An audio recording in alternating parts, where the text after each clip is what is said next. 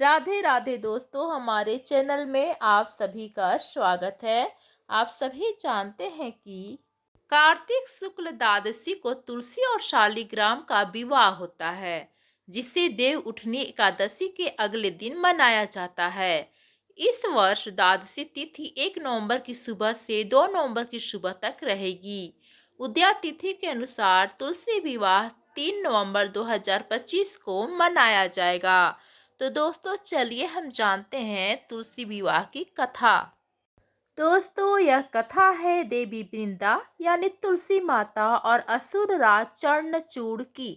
प्रिय मित्रों, बहुत प्राचीन काल में विष्णु भक्त धर्मध्वज नाम के राजा थे। उनकी पत्नी माधवी अत्यंत धर्मनिष्ठ और पतिव्रता थी। उनके कोई संतान नहीं थी, इसलिए दोनों ने भगवान विष्णु की कठोर तपस्या की।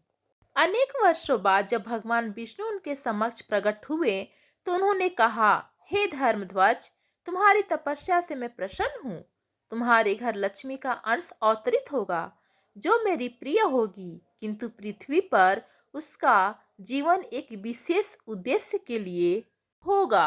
कुछ समय बाद माधवी के गर्भ से एक कन्या उत्पन्न हुई। रूप, गुण और तेज से अनुपम उनका नाम रखा गया वृंदा। वृंदा बचपन से ही विष्णु भक्त थी। वह प्रतिदिन भगवान के नाम का जप करती, तुलसी पत्र चढ़ाती और धर्म का पालन करती।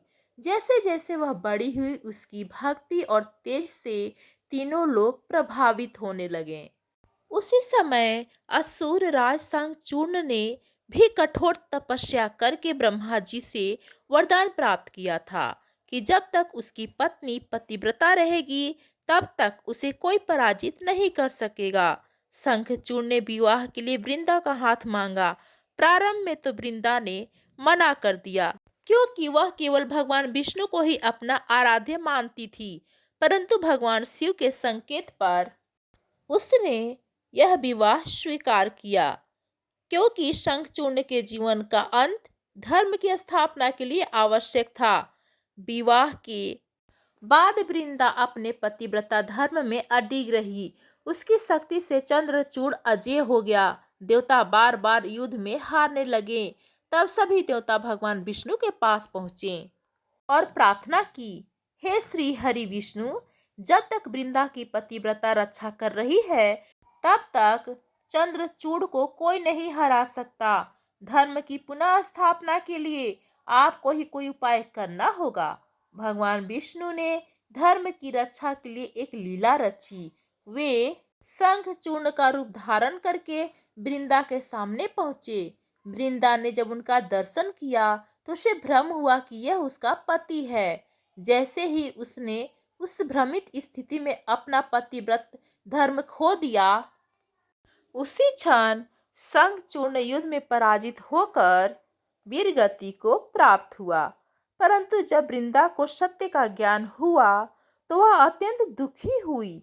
उसने भगवान विष्णु से कहा, प्रभु, आपने मेरे पतिव्रता धर्म को भंग किया है, इसलिए मैं आपको श्राप देती हूँ कि आप पत्थर के समान स्थिर और निर्जीव बन जाएं। भगवान विष्णु ने विनम्रता से उसका श्राप स्वीकार किया। उसी के परिणाम स्वरूप वे शालिग्राम शिला के रूप में परिवर्तित हुए। वृंदा ने अपने जीवन का त्याग कर दिया और जहाँ उसकी देह गिरी, वहाँ एक दिव्य पौधा उत्पन्न हुआ। वह पौधा थी तुलसी। भगवान विष्णु ने कहा, हे वृंदा, अब से तुम मेरे लिए उतनी ही पूजनीय होगी जितनी कि देवी लक्ष्मी। तुम्हारे बिना मेरी पूजा अधूरी मानी जाएगी। जिस दिन मैं योग निद्रा से जागूंगा, उसी दिन तुम्हारा विवाह मेरे शालिग्राम रूप से संपन्न किया जाएगा। तभी से देव उठनी एकादशी के अगले दिन यानी कार्तिक द्वादशी को तुलसी विवाह मनाया जाने लगा। इसी दिन तुलसी माता को सुहागन स्त्री की तरह सजाया जाता है। लाल चुनरी, कांच की चूड़ियाँ, बिंदी और हल्दी कुमकुम से अलंकृत किया जाता है। फिर तुलसी के साथ भगवान शालिग्राम से विवाह कराया जाता है। लोग मानते हैं कि जो तुलसी विवाह करता है, उसे वही पुण्य मिलता है जो कन्यादान से प्राप्त होता है। उस दिन घर घर में प्रसाद बांटा जाता है। दीप जलाए जाते हैं और कहा जाता है अब शुभ कार्यों का आरंभ हो चुका है। देव उठनी एकादशी और तुलसी विवाह केवल धार्मिक अनुष्ठान नहीं बल्कि जीवन के जागरण का प्रतीक है। जब भगवान जागते हैं तब मनुष्य के भीतर का सोया हुआ विश्वास भी जागृत हो जाता है। दोस्तों, तुलसी विवाह सिखाता है कि प्रेम, श्रद्धा और धर्म एक ही सूत्र में बंधे हैं। जब देव उठते हैं तो केवल भगवान विष्णु नहीं बल्कि प्रत्येक जीव की आत्मा भी पुनः कर्म और उत्सव के मार्ग पर लौट आती है। तो मित्रों, ये थी तुलसी विवाह और शालिग्राम भगवान की विवाह की कथा। आगे चलिए अब हम मित्रों सुनेंगे देव उठनी एकादशी की बहुत ही फलदायी कथा। दोस्तों, यह कथा पद्म पुराण के उत्तरखंड में वर्णित है, जहाँ स्वयं भगवान विष्णु ने देव उठनी एकादशी का महत्व बताते हुए राजा चित्ररथ के उद्धार की कथा कही है। दोस्तों, प्राचीन समय की बात है। चित्ररथ नामक एक धर्मपरायण राजा हुआ। वह बहुत ज्ञानी, उदार और प्रजा वात्सल्य था। उसके राज्य में सुख समृद्धि की वर्षा होती रहती थी। लोग उसे देवतुल्य मानते थे। परंतु धीरे धीरे उसके मन में अभिमान का बीज अंकुरित होने लगा। उसे अपने वैभव और यश पर गर्व हो गया। वह सोचने लगा, मेरे बल से यह राज्य चलता है, देवताओं की क्या आवश्यकता है। इस अभिमान ने उसके जीवन का मार्ग बदल दिया। एक दिन उसके दरबार में ऋषि नारद पधारे। उन्होंने राजा को कहा, राजन, देव उठनी एकादशी आने वाली है। इस दिन उपवास और भगवान विष्णु का पूजन करने से मनुष्य को अनंत पुण्य प्राप्त होता है। पर अभिमान से भरे चित्ररथ ने मुस्कुराते हुए कहा, हे मुनिवर, मेरे पास सब कुछ है, धन, यश और शक्ति, मुझे व्रत की क्या आवश्यकता है। नारद मुनि ने कहा, राजन, यह व्रत अभिमान नहीं भक्ति का प्रतीक है। इसकी अवहेलना करने से वैभव छीन हो जाता है। पर राजा ने उनकी बात पर ध्यान नहीं दिया। उसके बाद राजपुरोहित ने निवेदन किया, महाराज, देवउठनी एकादशी का पावन व्रत आने वाला है।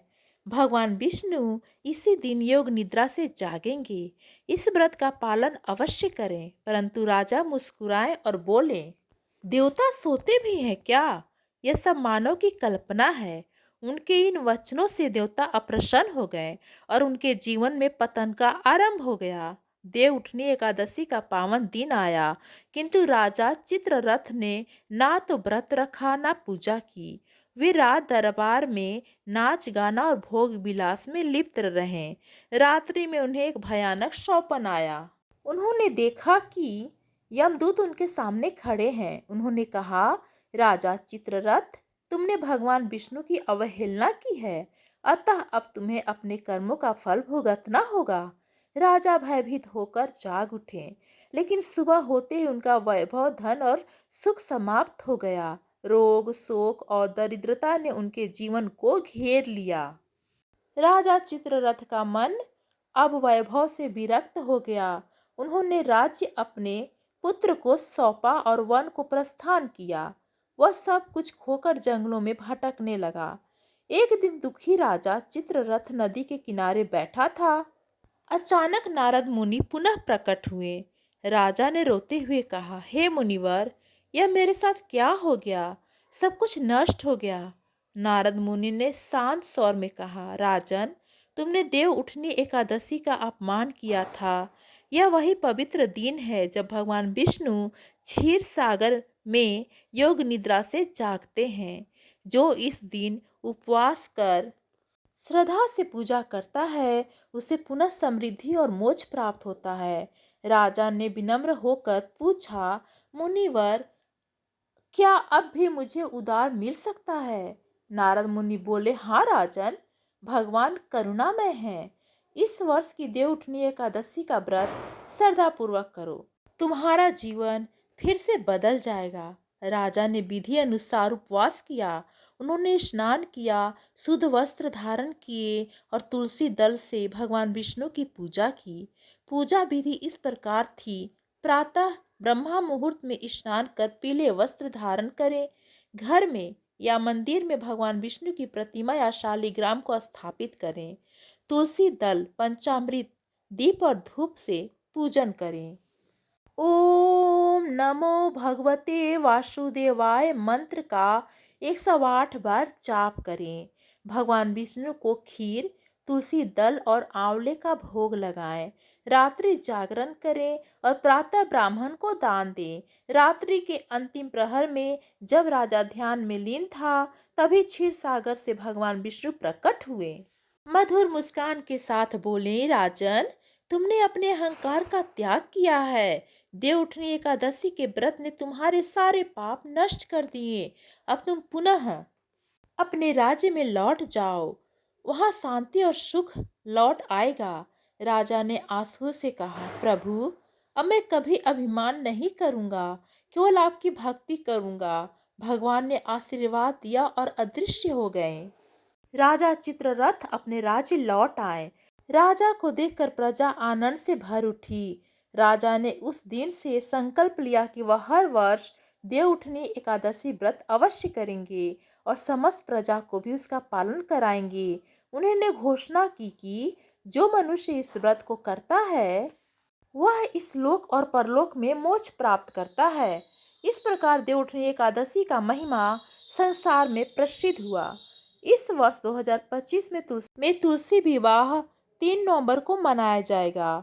पौराणिक पंचांगों के अनुसार यह तिथि बहुत ही शुभ संयोग लेकर आएगी। तुलसी विवाह की तिथि 3 नवंबर को है। दोस्तों, इस दिन धनिष्ठा नक्षत्र और शुभ योग बना रहेगा, जो सभी मंगल कार्यों के लिए बहुत उत्तम माना गया है। मित्रों, अब जानिए तुलसी विवाह की संपूर्ण पूजा विधि। सुबह जल्दी उठें, स्नान करें, साफ वस्त्र धारण करें, फिर तुलसी और भगवान विष्णु के समक्ष दीप जलाएं और संकल्प लें, मैं आज कार्तिक शुक्ल द्वादशी को तुलसी माता और भगवान शालिग्राम के पवित्र विवाह का आयोजन कर रही हूँ। तुलसी माता और शालिग्राम जी को गंगा जल से स्नान कराएं। दोस्तों, तुलसी के पौधे के चारों ओर सुंदर मंडप बनाएं, रंगोली, फूलों और दीपों से सजाएं। मंडप में एक तुलसी का पौधा रखें और दूसरी ओर शालिग्राम या भगवान विष्णु की मूर्ति स्थापित करें। तुलसी माता को लाल चुंदरी पहनाएं, बिंदी, चूड़ी, सिंदूर, बिछिया आदि अर्पित करें। तुलसी के गमले को नए वस्त्रों से सजाएं। भगवान शालिग्राम को पीले वस्त्र पहनाएं। चंदन, फूल, माला और तुलसी दल से उनका श्रृंगार करें। तुलसी माता और शालिग्राम को माला पहनाएं, फिर एक सूती धागे से दोनों की गांठ बांधें। इसमें विवाह गीत या भजन गाना शुभ माना जाता है। धूप, दीप, नैवेद्य और आरती करें। अंत में प्रसाद के रूप में गुड़, चना, नारियल या मिठाई अर्पित करें। तुलसी विवाह के दिन व्रत रखने से जीवन के सारे कष्ट दूर होते हैं। दान करें, अनाज, वस्त्र, दीपक या तिल का तेल। शाम को तुलसी के सामने दीपक जलाएं।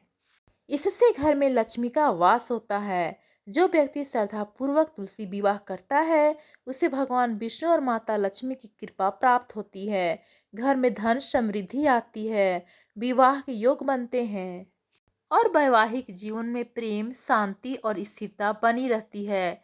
तुलसी विवाह करने से पिछले जन्मों के दोष और वैवाहिक बाधाएं भी दूर होती हैं। कहते हैं कि जो कन्या इस दिन तुलसी विवाह करती हैं, उसके विवाह में कोई विघ्न नहीं आता और उनका दाम्पत्य जीवन सुखमय रहता है। इस प्रकार भक्तों, विवाह केवल एक तिथि नहीं, यह हमारे जीवन में पवित्रता, प्रेम और श्रद्धा का प्रतीक है। इस वर्ष 3 नवंबर 2025 को जब आप तुलसी माता का विवाह करें, तो पूरे भाव से यह व्रत और पूजा करें, क्योंकि तुलसी माता और श्री हरि विष्णु के इस दिव्य मिलन का स्मरण ही जीवन में शुभता और सौभाग्य का संचार करता है।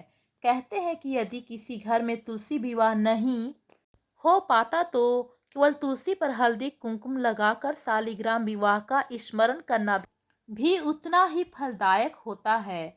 यह विवाह करने से मानो आप स्वयं भगवान विष्णु और देवी लक्ष्मी के विवाह में सहभागी बन जाते हैं। मित्रों, यदि आपको आज की यह दिव्य कथा अच्छी लगी हो तो कमेंट बॉक्स में जय हरि विष्णु अवश्य लिखें और भगवान विष्णु के चरणों में अपनी भक्ति अर्पित करें। आपका एक छोटा सा लाइक और शेयर किसी और के जीवन में भी श्रद्धा और सकारात्मकता जगा सकता है। धन्यवाद दोस्तों।